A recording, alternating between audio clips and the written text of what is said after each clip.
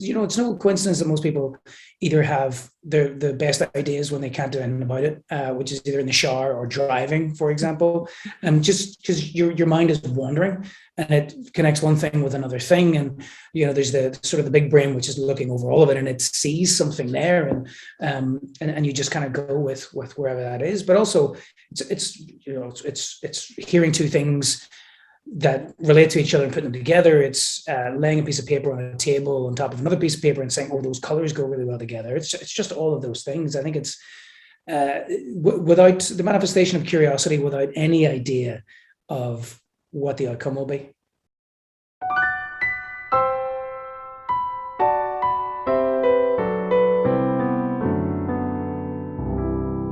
Good evening, everyone.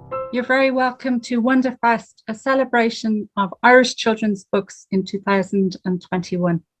Thank you so much for joining us. My name is Sarah Webb, and I am a member of the WonderFest team. And WonderFest is brought to you by a team of Irish illustrators and authors. We are coming to you in association with the Pavilion Theatre and kindly supported by Children's Books Ireland, DLR Libraries, and funded by the Arts Council of Ireland. First, a tiny bit of housekeeping. We are delighted to welcome Oliver Jeffers back to WonderFest. He'll be in conversation with Mags Walsh, who is the Programme Director for Creative Schools at the Arts Council. So creativity is an area she's really, really interested in her. And we'd like to take this opportunity to thank her for taking the time to talk to Oliver this evening. The event will last for 1 hour. Towards the end, there'll be an opportunity to ask Oliver questions. Actually, I think we're going to do that throughout the event. Mags will explain in a few minutes. And please do use the Q&A box down the bottom for your questions. And tell us in the chat box where you are tuning in from. We'd love to know. The event manager and festival volunteers are on hand during the event to answer any questions about the festival in the chat box. Otherwise, the questions for Oliver into the Q&A box. Oliver's new book, the beautiful There's a Ghost in This House, is available through our website from our festival bookshop halfway up the stairs. And Trish is going to come on now in a second, and she is going to show you a beautiful free print from the book, which is for the first 10 people who quote WonderFest in the online ordering notes, a special treat for people watching this evening. So there is the print. Thank you, Mags. Gorgeous. So Mags will put the link in for buying the book and explain how to do that into the chat box. So on behalf of WonderFest, I would like you to give a very warm welcome to Mags Walsh and Mr. Oliver Jeffers. Thank you. Hi, everyone. Thank you so much, Sarah. It's a great privilege to be asked to chat to Mr. Jeffers. He and I have done this a couple of times over the years, and I always come away feeling like I've learned a good bit. And more importantly, I've had a greater insight into his work, so it's an enormous privilege. Hi, Oliver. I know you're joining us from Belfast. Here we meet again. I'm very well. Yeah, I'm very well. When was the first time that we did an event together? I'm trying to think. I don't know. I have a very strong memory of the first time I saw your book, actually. So back when I worked in CBI, in the amazing CBI, a book arrived and we didn't know you at all. And How to Catch a Star arrived in the office. And as you'll imagine in CBI, you might get 20 or 30 books in a day. But there's probably a handful of books that have been kind of zipped around our office and passed around like faster than the morning coffee. And How to Catch a Star was that. And we all said, we need to know who this is because we think he's Irish, but we weren't sure. We didn't know anything about you. And there was this sense of kind of freshness about it and this kind of crispness that we saw in How to Catch a Star that we didn't see in many other books at that time. I mean, that makes it sound like we were in the dark ages and we weren't, but that was when How to Catch a Star. So that's my first memory of seeing your work, but I can't remember. I think the first time we probably sat down to chat was probably a couple of years after that. Might have been. Time's slippery, isn't it? Oh, especially these days. We've all got a 2-year gap in our calendars. It's something that happened 3 years ago. You think happened. Oh, but I think there's a lesson in that. That's just there's only one time, which is right now. That's true. I remember give actually the very first talk that I ever gave was for CBI. I remember that actually. I nearly vomited. I was so nervous. I think I might have actually even done that. No, it's an honor to be here, and CBI and have supported me for a very long time, since day one, and you as well, Mike. So it's brilliant to be here chatting to you. Oh, it's great.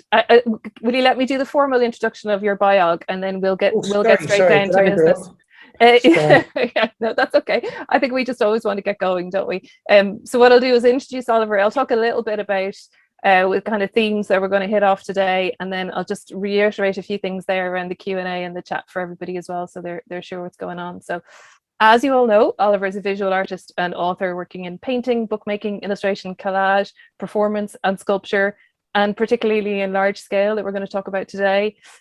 For those of us in the books world, he's a critically acclaimed picture book maker. I think we're at 15 million copies of books sold at this stage, Oliver. We've also seen your picture book art and your fine art exhibited here in Dublin, but also in London, in Vienna, in New York. You have many awards to your name. And I think actually that was probably the first time I actually met you, was when you came to a CBI award ceremony that you were nominated for with How to Catch a Star. So you grew up in Belfast, and you're joining us from Belfast today, but many of us will know as well that you have a home in New York, and we'll talk a little bit about that soon. The theme of this evening is really around creativity, and as Sarah said, it's something I'm truly passionate about, not just because it's my day job, but because I really believe in its fundamental role in all our lives. So we're going to talk a little bit about that. We're going to talk and explore the new book, which is fantastic. It's already a firm favorite in my house everywhere. We might talk a little bit as well about creativity in other aspects of your life. You're a parent, and we all know that creativity seems to feature in our children's childhood so much in the day-to-day. And we'll talk a little bit about some of the larger scale work, including a really exciting announcement this week for some work planned for Derry and elsewhere next year. So if you have specific questions for Oliver as we move through, feel free to add them to the Q&A. And in the last section of the event, we'll come to them and work through them. If you've any chat, and I can see lots of you are telling us where you're joining from, which is brilliant to know, please do add it into the chat as well, so you can see who else is watching along. It's a really nice part of these online events, so you get to see. It's a little bit like leaning over to the person beside you in the auditorium and letting them know what you think. So please do use the chat for that. Oliver, so let's start with the big one. Let's start with creativity. And you've been quoted in the event as saying, creativity is the mind at play. What do you mean? What are you on about? Well, I think creativity is, it's random associations and putting things together that might not necessarily go together. I think that almost all intelligence across any discipline really is pattern recognition and being able to predict and either get one step ahead or redirect that pattern. It's the same in sports, it's the same in cooking and music, even in mathematics and science. And I think that making art is in some ways no different. Just what you do with that pattern is something different. But the creativity is the mind at play.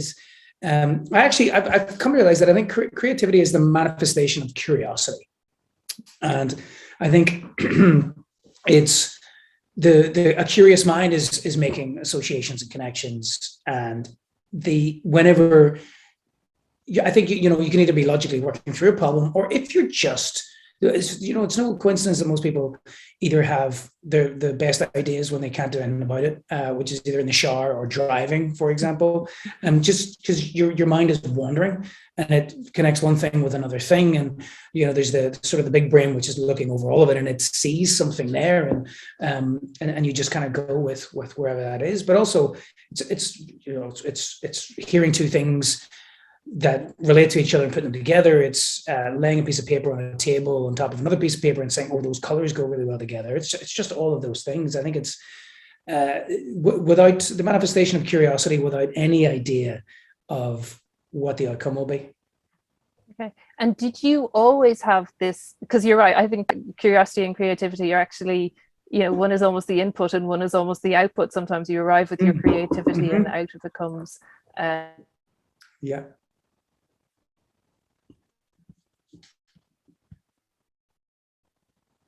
I agree with that. Well, I don't know if anybody else lost Mags, or is that just me? Yeah.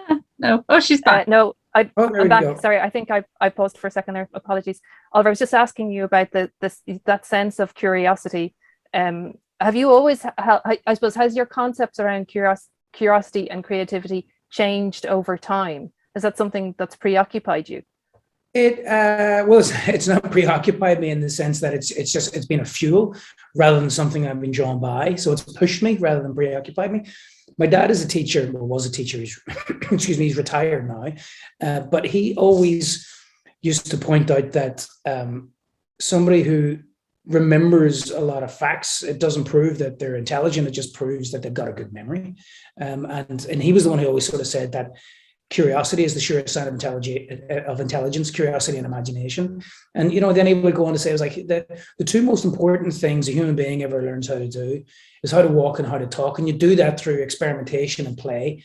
But yet on day one of school, you're told to sit down and shut up. So it's, yes, that it's always been there in my life. The idea that the most important thing that somebody can teach you or that you can learn for yourself is the want to be curious. Okay. And you've always had that want around curiosity. Yes. Do you remember that as a kid? Do you remember that being part? Yeah. I remember knowing a lot of things about a lot of things and not really knowing how I felt about them and being confused by that. And my dad also sort of saying, yeah, well, it's okay to be closed for renovations while you figure it out. But yes, how things work, why things are the way they are, has always been a big impetus to me in the ways in which I tell stories and the ways in which I ask questions through my art. Great.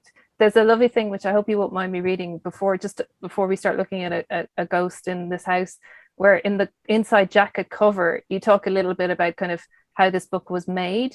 So you say, the art for this book was made with trial, error, and curiosity, years of collecting old architectural reference books and furniture catalogues, and countless hours of looking through them for various specific details, some engineering and editing skills for how to make the story fit and flow around the structure of folding the tracing sheets into the book, some digital compositing magic, then after all that, with a bit of paint and a belief in ghosts, which almost to me feels like a manifesto for creativity, exquisitely expressed. I stand behind that. Well, I'm glad, because it's there in print.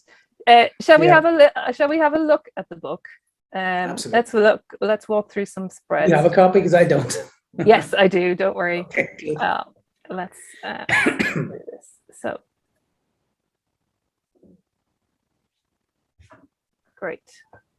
Oliver, can you see that? Does that look clear? Yes. Great. So here it is, new book. There's a ghost in this house, just out, kind of in and around the Halloween window. But we were saying just before we started today that it's ghosts are not just for Halloween, and here's a ghost story that's definitely not just for Halloween. Tell us about that process of Ghost in the House. How long has this been knocking around with you? Where did it come from? It's like, as I was saying, it's the culmination of things and pattern recognition. There's about 4 or 5 different, I suppose, strands that led to this.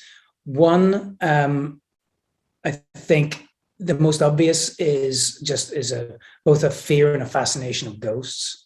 I think every culture throughout history has both a fear and a fascination of ghosts, and I think the fear comes from we are terrified by what we don't know and don't understand, but also fascination by we are enthralled by the idea that this life doesn't just end, the brevity of it all. So that there is that. There was another thing that was going on, which is I was sort of playing this game of hide and seek with these characters. And it's known in my family that I really am actually the worst person in the world at looking for things. It's been said that I can't find the other end of a hose, and that did actually happen once. But it went under a boat in my defense, and obviously the trail went cold. But I think a big part of it is there's always been, excuse me, an element of the visual work where I collect and find old debris that other people have left behind, and it's amazing what people throw away in the streets of New York. And there was all these paintings that I would always have that looked like they were the background for something. So my studio was littered with old images, and that's how the art for this Moose Belongs to Me came about. But also, I could go and grab them for you now, like these books full of empty rooms, just like architectural reference books, and it was always funny. I was like, I'll do something with those one day, and I used to take the furniture catalogs and with sofas in them and draw little characters sort of waiting in waiting rooms, waiting for something to happen. And ghosts are fun to draw.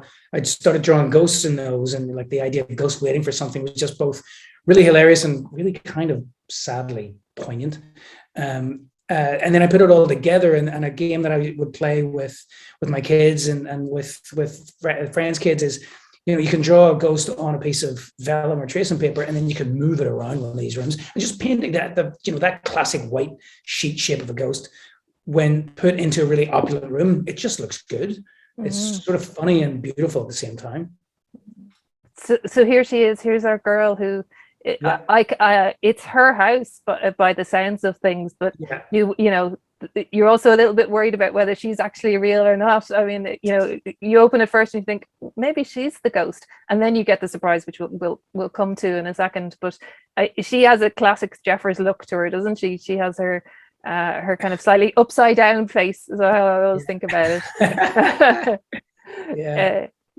She's gorgeous. So she's inviting us in, and in we go. And this is, I suppose, where you really start to see the kind of the found images in the background, and you see her traveling. The reason that these spreads exist, because I'd wanted to always be a room on the left and then the text on the right with the tracing paper in between. But when we glued the tracing paper in, it just wrinkled right away and it didn't look good. Excuse me. So we realized that we would have to fold the tracing paper in to the galleys, like every book is a multiple of 4. So if we folded the tracing paper in, that meant that there would be some spreads where there could be no tracing paper, and some where there will be a double sheet of tracing paper. And I had to figure out how to manipulate the story around the very concrete structure. And so this is the example of what happens, of how I managed to do that. It was like, this is an opportunity to show her moving from room to room where there are no ghosts. I like the rhythm of the tracing paper, kind of, because you almost build to that moment where you first get it, but it's not there on the first 2 spreads. So it's kind of this kind of you slightly tricked me because I'm not smart enough. The ghost is on every sheet of tracing paper. Most people don't notice the first 2 because it's very subtle. Yeah, it's great. It builds beautifully. We'll show people as we go through. So there is a ghost in this house, and here's one of the first instances where you really see the ghost really clearly. But then, of course, you see the second ghost a second later and realize that you didn't see it in the first time out. So you're almost playing hide and seek within the pages as well. You are, yeah. So you figure out pretty quickly these ghosts are deliberately hiding from this girl. But so the book's called "There's a Singular Ghost in This House," and then there's a little asterisk, and it says "Afraid of Ghosts." Because there's more than one ghost, and the collective noun for a group of ghosts is afraid of ghosts, which is my favorite thing that I've learned this year. Well, my favorite thing that I learned this year is that there's no page numbers in this book. I've never page numbers. Is that something people do? Except I realized my brain assumed the candelabras and things in the bottom right were somehow a page number, because that's what my brain was anticipating when I opened it. So I thought, oh, there are pages. Oh no, there aren't. It was another one where I wasn't picking up. What you don't see in this PDF is that those ghosts aren't actually on the page with the girl is. So this is where we're going to show. I'm going to see if we can. So in fact, this is there's on screen what actually is beautifully represented in the book, which I'm going to try and do on the camera, which is the sheet of transparency. Lift it up higher. Oh, thank you. Yeah.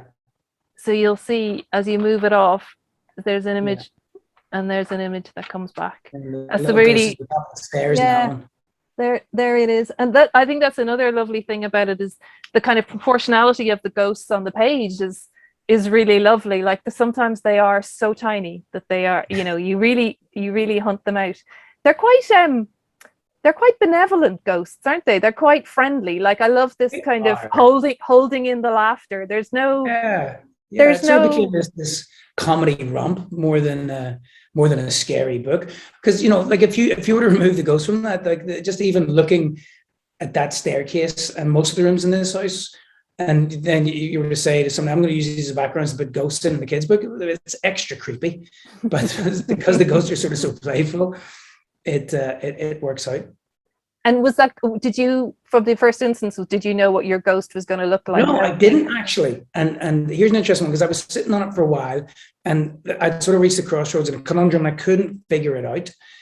And this is one of the joys of having friends who are writers and artists and other creatives, is often them misunderstanding your question and repeating it back to you is often the solution that you need. So I had Neil Gaiman in the studio, and I was like, can I run something past you? I've got this problem. And I sort of showed him the text and a few of the Verity sketches. He was like, I don't understand what the problem is. Obviously, this is what's happening. And I was like, no, that wasn't what was happening, but that's really good. And it was this idea that they are deliberately hiding from her. And he saw the potential, not the potential, he misunderstood it to be a kind of a comedy. And I was like, that's the way it should go. That's the way all signs are pointing. And so I went with it. Yeah, I think that's interesting that a conversation changed it, isn't it? I think, you know, that kind of work in progress. For me, certainly, I'm a talker out louder. So when you're working on something, do you like to talk about it, or do you prefer, you know, what comes out and what stays in? It depends. So often the books, I just know and have an intuitive feeling about them. But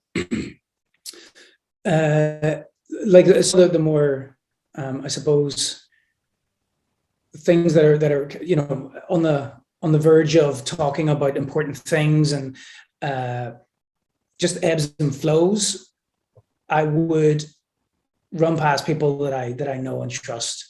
And there's a book I'm working on at the minute, which is very much sort of the things that I'm talking about in the world of climate change and social unrest, that I'm definitely running it, just having the conversation with people over and over and over again to just sort of see what is staying here, what is not. And in a book like this, it definitely would be a lot of testing. It was like, is this ghost? Because, you know, it's kind of hard to see in some instances. Is this conveying clearly what I wanted to convey? And if people didn't get it right away, then I knew I had work to do.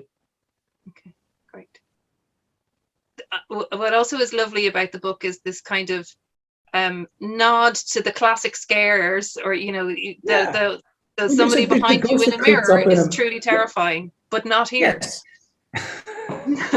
Yeah, I don't know whether I'm disappointed in myself or not. I'm really proud of myself for that, because it should be such an eerie moment, but it is somehow comedic, maybe borderline eerie, I don't know. But my favorite ghost in the whole book is actually the one that's the towel reel ghost. Mine too. Although I didn't see it the first time, it took me a second go before I saw it. Which is that's the gorgeous thing about this book as well, is that you go back to so many of, I mean, that's true in all your work, but you often go back to a spread and you see something completely new. Even if you think you've seen it all, you can go back. So I didn't see the guy on the towel rail for a while. I confess I was too busy admiring the back of her hair, actually, and her lovely blue color. But there was a big gamble with this book, because it was so technically difficult to make. We didn't really see a full copy before it hit the shelves. It was just a lot of very educated guesses of things, and really just a belief that it would work.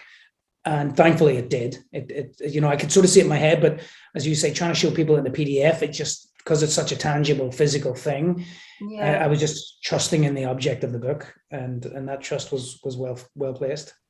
It's, for me, it's really a book where the format of the picture book, like it's a story that excels in that format, and you would find it really difficult to find a more perfect, pure format for this story than actually a picture book. Yeah, exactly. It's kind of for me, it's a celebration of the essence of picture book making. Am I done then? Do I hang up my picture book? Yeah, we're done. Yeah, you're done. No more books, please. It's it. Here we have some more, and this is where, you know, you suddenly realize the ghosts are everywhere. They're in the clock, they're in the pictures, they're not just the ones that you've seen.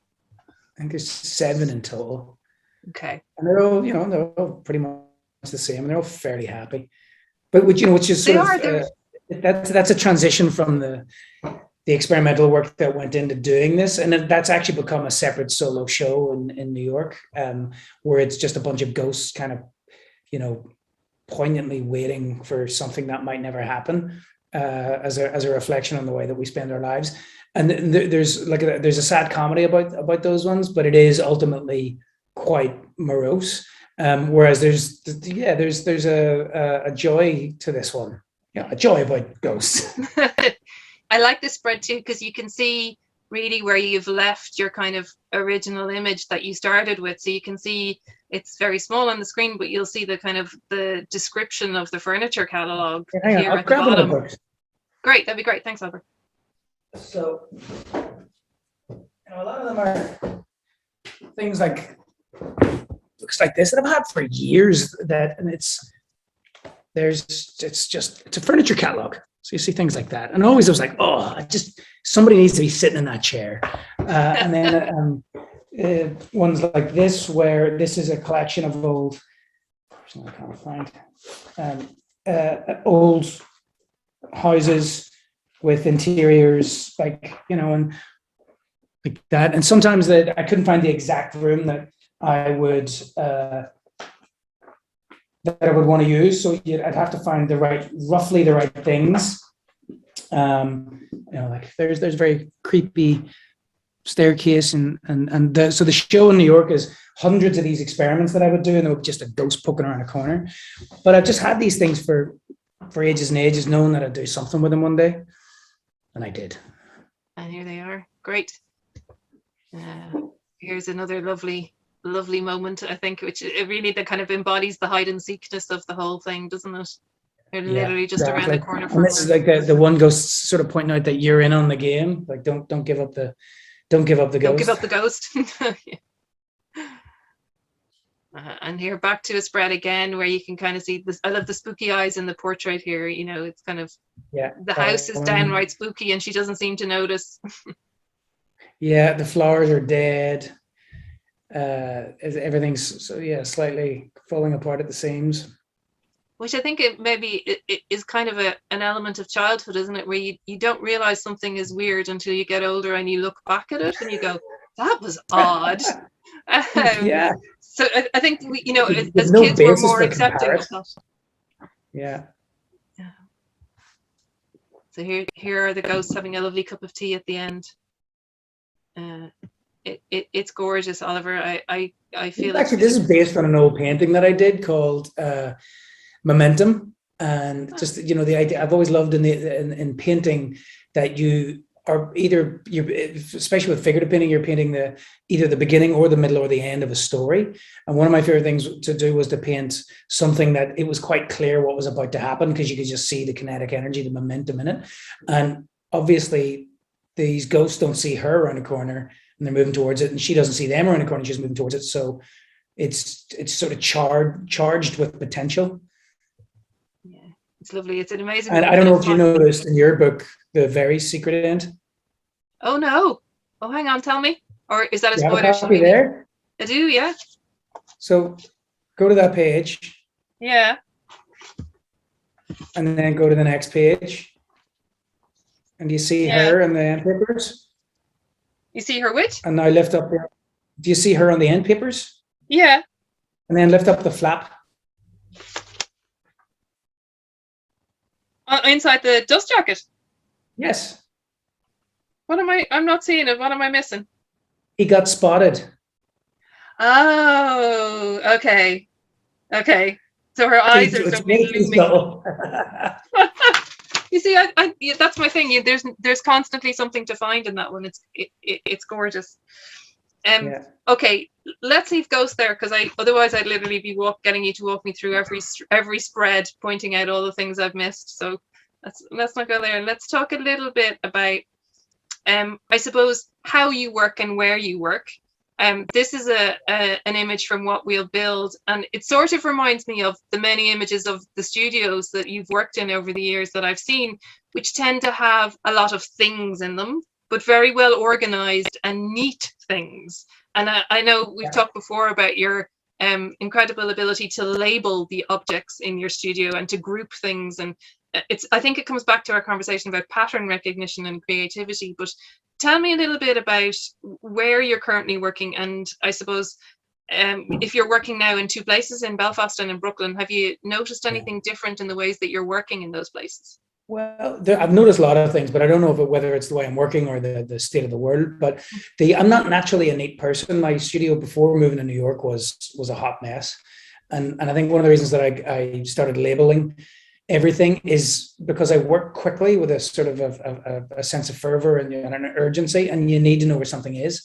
And in New York, spaces are not big, so I had to fit a lot of stuff into a small space, and so I had to just self-organize, because I'd be in the throes of something and it was like, oh, I need a white colored pencil. So you go to the drawer labeled white colored pencils. So it was kind of self-imposed. And then I grew to like it. And you can always tell where I am in a project by the state of the studio. And near the end, it's just stuff is just everywhere. And you can't see the floor. And everything's got a weird system.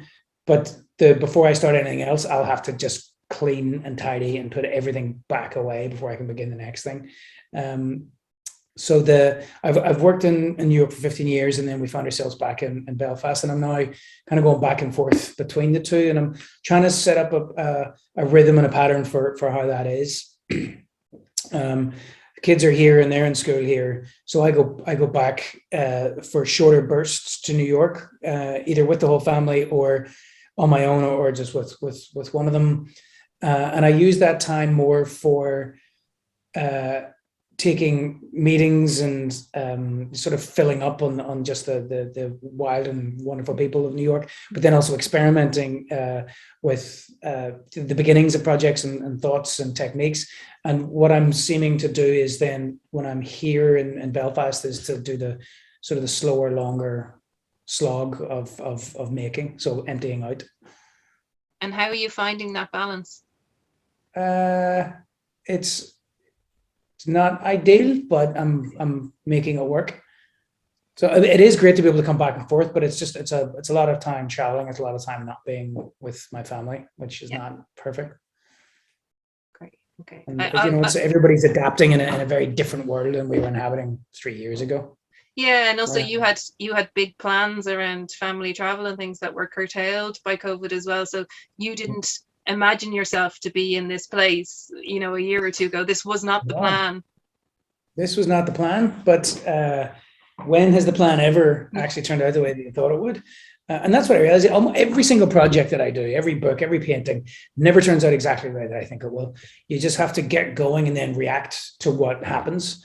One of the good things that I think has come about because of this pandemic is that humanity as a whole is being reminded of how adaptable we are. It is as a collective, as I say, but I also think it's been a catalyst for individuals in terms of what is it that we were running so hard after? What is it that we really want?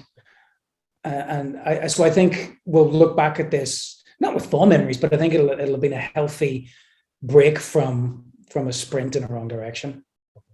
Yeah, I think, well, certainly for me and other people in my life, the sense of home being where you are and kind of, the sense of walls around you to keep you safe have become, I've seen it in kind of artist work over the last while, that motif around kind of being held in a comfortable space being quite important for people, and I feel like that's maybe part of what's going on in all our heads at the moment. It's if you'd asked, and I did do this for a while, I think we're probably too far gone now, but if you ask people what they predicted they would have missed if they had to spend a year alone in their home, going on, well, I suppose the last year, I think 2021 has been weirder than 2020, to be honest. I agree. Yeah. But I think the things that people predicted they would have missed do not match at all what they actually missed. Like I could have given you a list of things, and like the museums in New York and the fancy art parties and the really good food. But what I actually missed was just going out for a walk with my dad. It's like it was so much more simple were the things that we really crave, and I think that's what collectively and individually people are remembering. We're simple. We're much more simple than we give ourselves credit for, and everybody kind of wants the same things. And just be gentle with yourself. Just enjoy this brief moment that we get at being alive at all. It's lovely. Or what were we talking about? Sorry, I went off on a tangent. No, I was meditating on that. Let's talk about, I suppose, collaboration, because actually that's one of the things I suppose that we all have learned in 2020 and 21 is how you collaborate with someone when you can't be in the room with them, or how you know. And I sometimes feel there's a perception in the wider world, not in the picture book world, but that writers or illustrators are somehow solo or completely independent. But of course, no book gets made without a lot of time talking to a lot of other people, you know, editors, publishers, no art project. And editors do play an important part in that. And you know, that is the tricky thing with, especially when artists go out on the road and do book tours, it's sort of assumed that they're entertainers, which a lot of illustrators who spend most of their time on their own in the studio don't know how to do, and it's very unnerving. But I've done a few collaborations, and I think the most successful ones are the ones where it's sort of mutually agreed that the project is bigger than either person, and ego gets out of the way. And Owen and I, right off the bat, we just immediately got each other and understood that. And we weren't the same person, but we did talk a lot. And we weren't we weren't in the same place, but we were in the same place enough at the start to really to get it. And I mean, we're both total Luddites, so I didn't necessarily know how to do a screen share when I was doing it. So we would do. He had somebody set him up with Zoom, and I don't even think it was Zoom. I think it was FaceTime or something else back then. And I did the same, and I would literally hold up drawings to the camera and talk about them, and that's how we did this one. Yeah, so this is imaginary Fred with Owen Colfer. A sort of part of me likes to imagine that those two characters up in the right are actually you and Owen in the process of making this book together, and that you kind of. Yeah. Which one of us is imaginary though? That's the question. I wouldn't like to say in public. But that thing, because you know, you choose your collaborators carefully, of course, don't you? And you choose people that you're going to work with. But collaboration is never easy, and sometimes, you know, collaboration in some areas there's a right and a wrong. You know, if you're a collaborative accountant, the numbers are right or the numbers are wrong. But if you're collaborating in making a story, how do you decide, you know, how do you come to agreements? How do you negotiate? And that's it. You got to let ego get out of the way. And it's funny is that's how I met my wife. Was a conversation. She's an engineer. She was like, how is there a right and wrong answer in art? How do you get a percentage in A-level art? And I was like, well, I don't know. But I think with collaboration with other artists, it's a willingness, as I say, that the project comes first.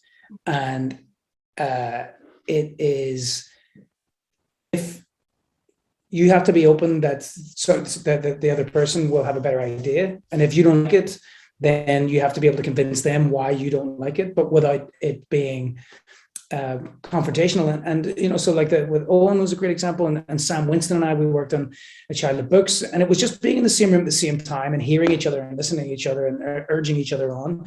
And so we're working on another book now, actually, a follow-on from a Childhood Books, and you know, he sort of, I think, just for an excuse to get together, he was like, let's do it in the same place.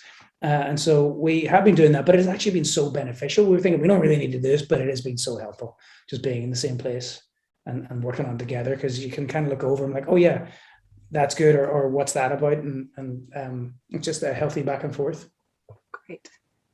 Let's talk about the smallest collaborators in your life, maybe, because you are a parent to two kids. You weren't a parent when you first started making picture books, but we've seen, I suppose, both your kids represented in What We'll Build, and here we are. Particularly, here's a lovely spread of your hands with your daughter in What We'll Build. So, how have they started? You know, well, of course they've influenced your work, but how aware of you are their influences?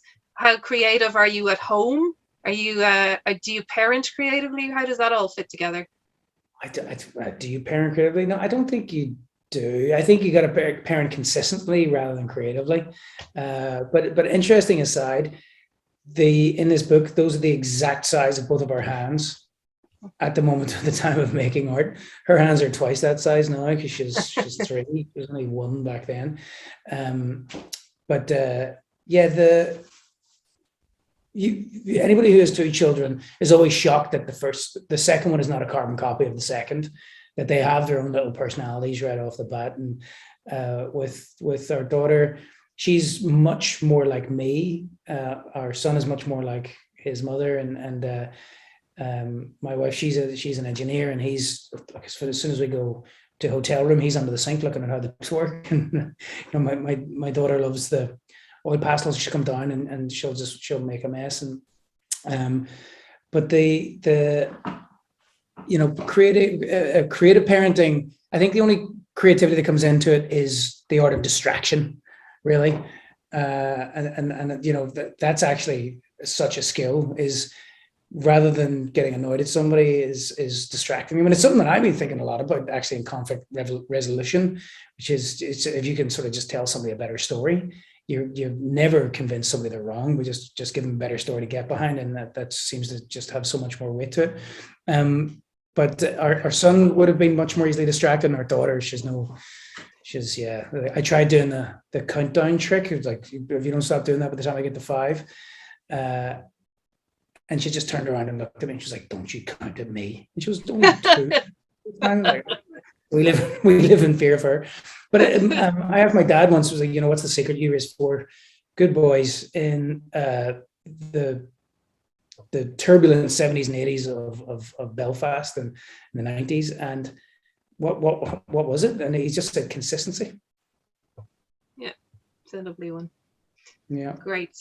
Let's move to something that's you've been involved in for a long time. I guess I first became aware of you making big scale outdoor work when you appeared on the High Line, and we had that first installation in the High Line in New York. And it wasn't something I knew you were working on. It just seemed like such a gorgeous thing that you would take your work and put it out in a public sphere like the High Line.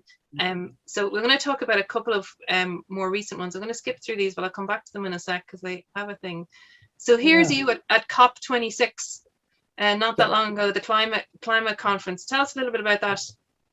Well, this is a lot of the work of Here We Are is the culmination of things that have been, that was me trying to describe the world as simply as I possibly could to my son, and just certainly certain truths kind of resonate, which is that there's only 4% of the surface of one planet that humans can live on. And whenever I'd be talking to people in New York about Northern Ireland and the fact that yes, it is a separate part of the country and so on and so forth, and just suddenly becoming really aware and initially frustrated that no one knew or cared about the decades of conflict and suffering and tragedy that have occurred here. And then I was like, when I was reading about the Apollo 8 astronauts who traveled around the moon to look for a landing site and kind of look back on Earth, and the overview effect was born. The way those astronauts were describing that sensation was not dissimilar to the way that I'd been feeling about Northern Ireland. The large scale work has always been there in my head. I've attempted several different things throughout the years, from sculptures in Belfast way back in the day. Often about conflict. There was a pitch I remember putting into the city council in Belfast, gosh, years and years ago, before I moved to New York, about 2 giant taps that put into the River Lagan, about how ultimately, the hot water and cold water is just water that goes down the drain. It's the waste of energy that goes in to separating rather than unifying people. But the High Line was, there was a lot of talk about immigration. At that point, it was in 2015. There's a lot of talk about immigration, about fear of xenophobia. Brexit was kind of on the rise, and it just struck me that the greatest things that are the potential threats to humanity, germs, as it turns out, and weather, do not need passports, do not care about borders. And so when you look at something from far enough, you can kind of it reveals itself for what it is. And so I, on the High Line, made this giant globe where all the borders were drawn in, but as you approach the Earth, instead of the country names, it just said over and over again, people live here. And there was just such a simple truth to that, that no matter politically what way you fell, you couldn't disagree with. And yeah, then so at COP26, there was just an even simpler version, which is actually just simply the back cover of Here We Are. But I called it the Celestial Census Results because if you walk around the corner, then it's a scale model of the Earth and the Moon. It points out that no one lives on the Moon, but that all of the people live on Earth. And that's just it. That's it. That's all we've got. And people often think it was like we're floating in a cold and lonely part of the universe, but actually, if this is where all the people live, this is the least lonely part of the cosmos, which I kind of like the thought of that. This is where the party is. And how was it being at COP? What's it like? At COP, it was. I'm still trying to process it. Actually, it was a strange sensation because I obviously didn't fit in with people. When I was walking around the streets of Glasgow, I didn't look like a delegate or I didn't look like a politician. I would see the marches that were going on. I would see the Extinction Rebellion, the anger of the youth, and then I would be inside the Blue Zone with the delegates and see something totally different, and just kind of realize this disconnect between the two, complete disconnect. And so I'm still, as I say, I'm still trying to work through it exactly. But I left feeling optimistic because I left with this realization that we do not have a climate crisis. The planet is not broken. It's doing exactly what it should do if this is the input put into it, and it's going to be around a long after we're gone. So it's the planet's not broken. It's not a climate problem we have. It's a people problem. Okay. And what that means is that there are so many lost and apathetic and vulnerable and isolated people.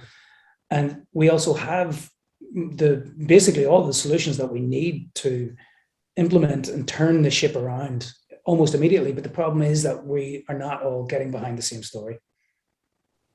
So that was my takeaway. And even in Glasgow, where there were more people interested in climate change there than any other place in the world, if you took the population of the entire city, 80%, solid 80% still didn't care. Okay. You know, you get into a car with a taxi driver and ask them about it, and they're just like, not interested, waste of time.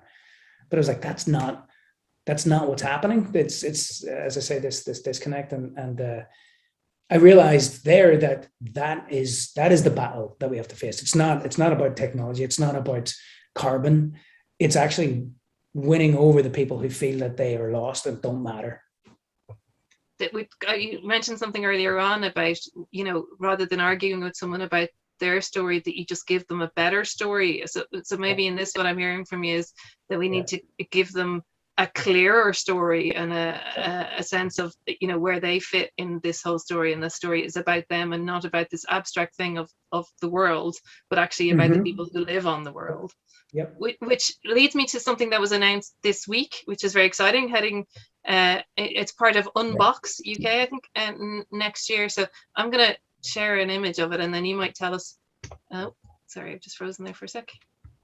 There we go. You might tell us a little bit about what this is all about. Brand new, hot off the press news. Yeah, well, it's a continuation of that theme, but this time it's looking at the scale of humanity within the solar system, and just as a sense of understanding how much space there is really in space. I remember going to see a total eclipse of the sun at one point in the path of totality, where the moon totally covers the sun, and you get this moment of a black hole in the sky, and your knees almost fall out from under you when you realize what you're looking at is two totally separate objects in space that are a phenomenally large distance apart from each other. And that's why I was so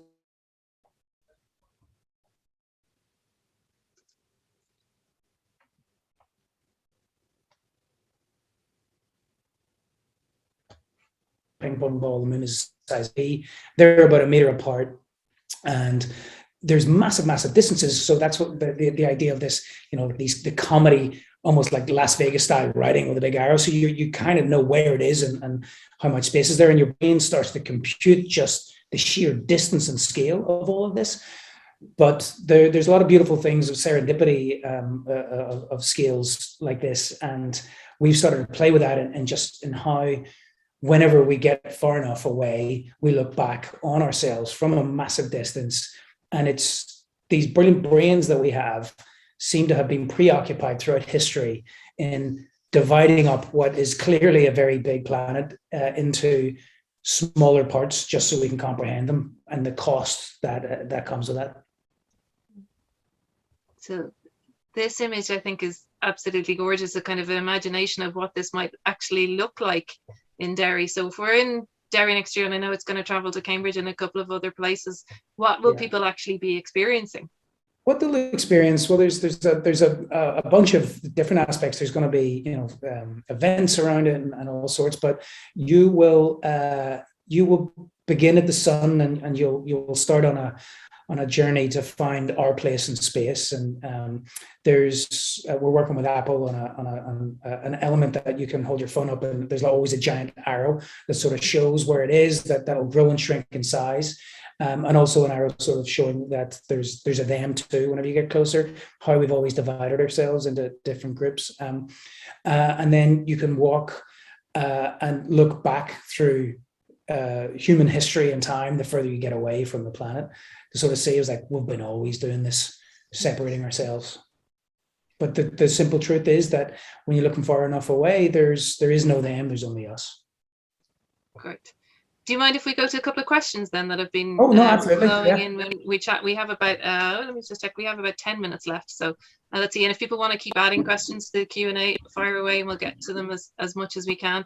So from Mary Murphy, how involved are you in the design of the book? Do you hone it before sending it to publishers? What stage does it leave you and head off? If we're talking about the ghost book, yes, I'm designing the whole way through. My older brother Rory has worked with me right the way through.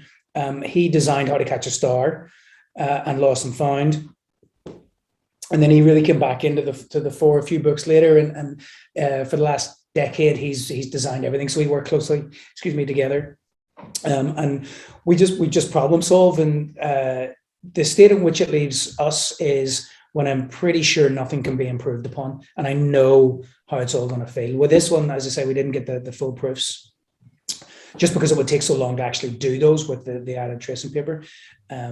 But normally I would have a full copy that just hasn't been bound together before I'm happy with it. Great. And a question about, I suppose, balancing the written and the illustrative side of your work. So did Oliver always write, or is he much more strongly visual? Do your books much more strongly visual, but I realize that as a visual artist, words serve a visual purpose. They can become a visual anchor, like a tight detail through which to draw your eye, and then you can really mess with something by contradicting or complementing what that is. So I'm a visual artist who uses words as a string in their bow, and the less said the better often. So it's what I do is probably more akin to poetry than writing novels. Here's one about your organization. We've talked about this a little bit before, but how do you remember all your ideas? Do you have a pocket notebook with you? Always sitting over there. I could go and grab it. Go on, grab it. Give us a look. Do you mind? No, actually, here. This is one. I've got multiple ones on the go, but yeah, you just have to. You never know. I'm going to see if I can find you an interesting page. Like, there's always sort of little notes and drawings and all sorts. This one, I had to practice. Yeah, this is filled with notes because I had to practice for my. So there's. I had to practice for my US citizenship test, so that there's a lot of notes about how the US government works in that one. And how it works is not very well. They flashed up very quickly. The notebook is a combination of words and drawings, isn't it? You're doing both all the time. I'm always doing both. Sometimes it's you have to write a little note, and sometimes it's just pictures. I don't know. Yeah, I've got big notebooks. Hang on.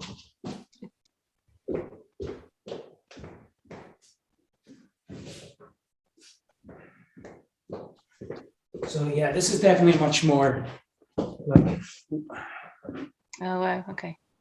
that's much more like that, like kind of working out what's going to happen, where that's just for the ghost book.